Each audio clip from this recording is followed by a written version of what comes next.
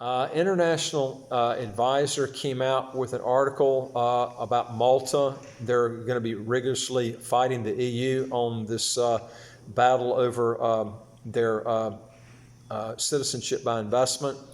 And it looks like Malta's going to drastically change the program where they can actually stay with this type of program they've got with just some differences. They're actually going to be pretty major differences because they're going to increase the amount that you're going to have to invest and put the time period. They're going to give you actually a couple of options and put the time period out. And that's what I'm going to be actually talking to you on this video today about. So it looks like that they're going to try to stay in, and it looks like Cyprus is going to try to change or reinvent their program and get back in. But it will probably be more like a shorter residency by investment rather than a citizenship by investment. We'll see what happens there. But also, if you get a chance, if you will hit the subscribe button to the right of your screen right here and hit that notification bell, you'll get just to the right of your subscribe button. You'll get new videos as they come out automatically. I'd like to hear from you. If you got a question or comment, just put it below. And also, if you go to our website, www.citizenshipquickly.com, and hit the top bar that says apply with us, and then fill out those questions, and then hit where it says send it to us at the bottom of the bar. We'll see what we can do to solve whatever problem you got. Okay, so Malta's going to fight this the EU on this battle of the golden visas and how it's actually going to be set up. And so what they're going to try to do is change it to where it actually satisfies the EU. This is one problem I've always mentioned about getting a passport with the EU. They don't like these citizenship by investment programs, and I also have mentioned before, I think this is going to be the first area that's going to come out with a citizenship taxation, just like the U.S. has. It's just a matter of time. Anyway, this is what's happening here. It talks about here that Malta will fight against the infringement proceedings initiated by the European Commission regarding its individual investor program, also called the IIP. According to the local newspaper Times of Malta, Maltese Parliamentary Secretary Alex Muscat said that nationality and citizenship are a matter of sovereignty of the state itself, and that Malta will defend its position even if the case gets to the European Court of Justice. But Malta is hoping that the updated rules for its citizenship by investment scheme will address the Commission's concerns.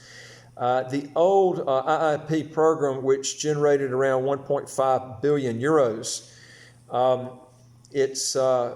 in over a 6-year period, will be replaced with a different scheme. Under the newly introduced program, people who invest 750,000 euros will be able to apply for citizenship after residing on the island for a year. So what's going to happen is you're going to be applying after you're there for a year, and you're looking at 750,000 euros, which is just under $1 million US. Now, alternately, this is another option, is you can also invest 600,000 euros, which will be need to be spent, you'll need to spend at least 3 years in Malta before applying. So what they've done is they're going to say, hey, you can put in less, but you're going to have to spend at least 3 years before you apply. And so they're giving you two options there. Now, but on top of that, you got additional requirements that consist of passing an eligibility test as well as purchasing a property for at least 700,000 euros on top, and then you got to make a 10,000 euro donation to a charitable organization. So, I mean, this is going to be quite expensive. I mean, they're really bumping up the cost. This is going to be more like the Bulgaria program. And Bulgaria is on their way out too. So, but they're fighting to try to keep this in. A game of geopolitical poker it's talking about here. Patty Bluer, director and group head of communications at the immigration law firm of Henley and Partners, accused the EU to be playing politics with Malta's and Cyprus's golden visa schemes.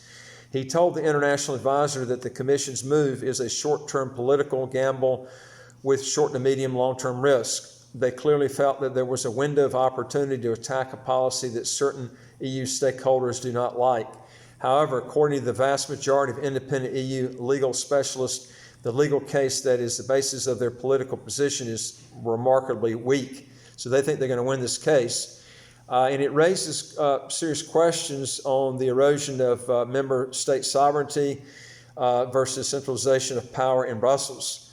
And one of the big questions I had, would France and Germany be comfortable with Brussels dictating how they define their citizenship and residence legislation? If Malta and Cyprus choose to defend their sovereign rights in initial suggestions, are they or will they be? I think it'll be an interesting to see if the Commission will continue to pursue a legally weak position. So this is something I'm going to be really interested to see how this turns out. Because Malta seems like they really want to keep this program going.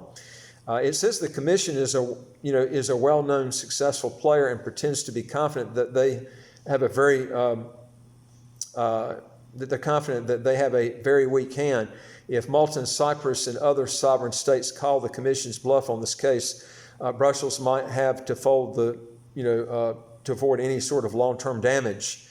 My opinion of this too, as I mentioned before in other videos, I would stay out of any sort of EU passport and of any type because of this new citizenship by taxation that I think the EU is going to implement and not too far down the road to raise new tax dollars. And I think it would be a bad choice to go. And why would you want to spend that much money and then find out something like that happens? And then you got to pay taxes on your worldwide income, then you decide to leave. Now, some people might want to get the passport and then move to a tax haven. You could do that also. But a lot of people, like to go to the place that they have citizenship in. Some do and some don't. It just depends. But I always tell people to get citizenship in a place that has a territorial or pure tax haven, or don't mess with it. I've mentioned this in other videos. Anyway, if you got a question or comment, put it below. And I'd also like to hear from you if you got a comment, just shoot it to us and we'll see what we can do to solve whatever problem you got. And don't forget to hit the subscribe button to the right of your screen here. You get new videos as they come out. And don't forget to hit the notification bell just to the right of the subscribe button. And go to our website, www.citizenshipquickly.com, and hit that bar at the top that says apply with us. Answer those questions, and then hit the bar at the bottom that says send it to us. We'll see what we can do to help you get started. And I'll look forward to talking to you on the next video. Take care.